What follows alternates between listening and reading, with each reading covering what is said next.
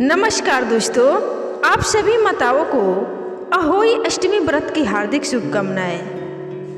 आज मैं आप सभी को अहोई अष्टमी व्रत की कथा सुनाने जा रही हूँ। यह कथा हर माँ को जरूर सुननी चाहिए, क्योंकि इस कथा को सुनने से बच्चे की लंबी आयु का आशीर्वाद मिलता है।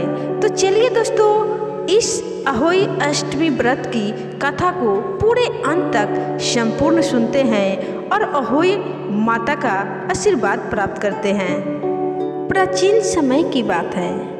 एक साहूकार था जिसके 7 बेटे और 7 बहुएं थी।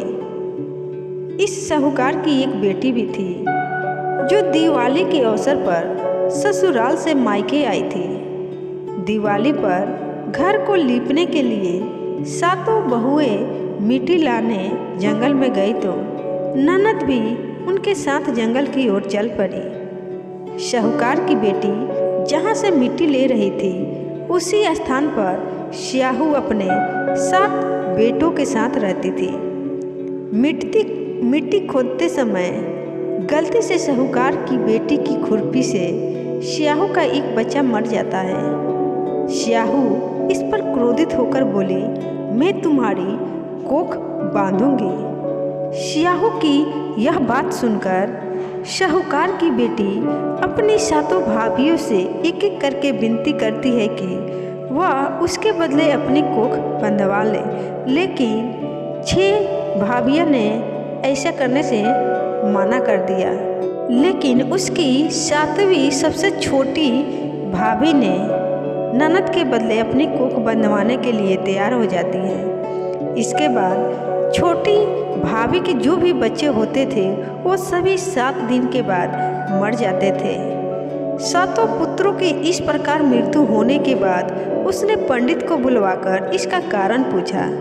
पंडित ने सुरही गाय की सेवा करने की सलाह दी और उसने कहा कि तुम्हारे ऊपर एक बहुत बड़ा श्राप लगा है, जिसके कारण तुम्हारे साथ ऐसा हो रहा है। इसलिए तुम सुरही गाय की सेवा करो, तुम्हारी सभी मनोकामना पूर्ण होंगी और तुम्हारे सभी बच्चे बच जाएंगे।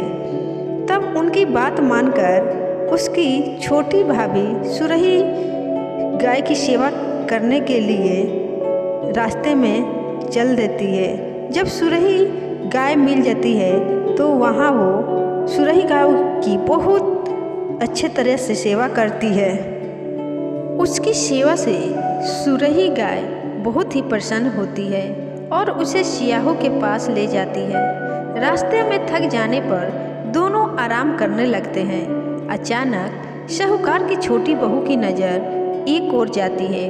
वह देखती है कि एक सांप गरुड़ पंखनी के बच्चे को डसने जा रहा है और इसलिए वह सांप को मार देती है।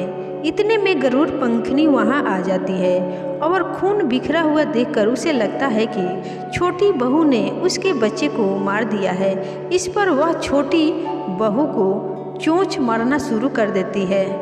छोटी बहू इस पर कहती है कि उसने तो उसके बच्चे की जान बचाई है। गरुड़ पंखनी इस पर खुश होती है और सुरही सहित उन्हें स्याहू के पास पहुंचा देती है।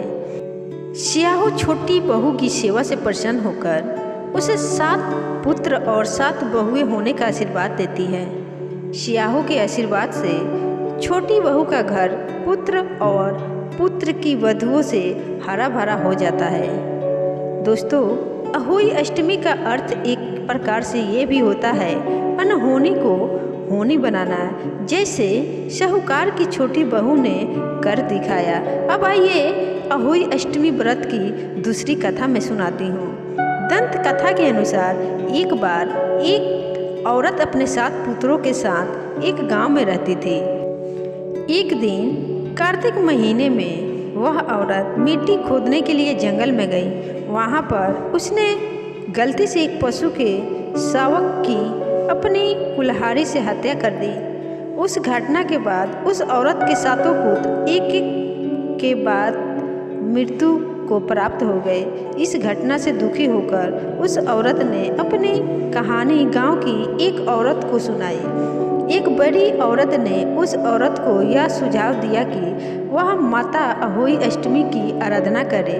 पशु के शावक की सोते हुए हत्या के पश्चाताप के लिए उस औरत ने शावक का चित्र बनाया और माता अहोई अष्टमी के चित्र के साथ रखकर उनकी पूजा करने लगी। उस औरत ने 7 वर्षों तक अहोई अष्टमी का व्रत रखा और आखिर में उसके 7 पुत्र फिर से जीवित हो गए। एक बार मेरे संग प्रेम से बोलिए अहोई माता की जय।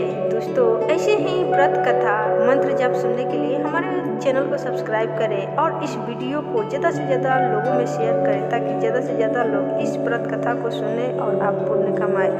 इतना करने के लिए आप सभी का बहुत बहुत धन्यवाद।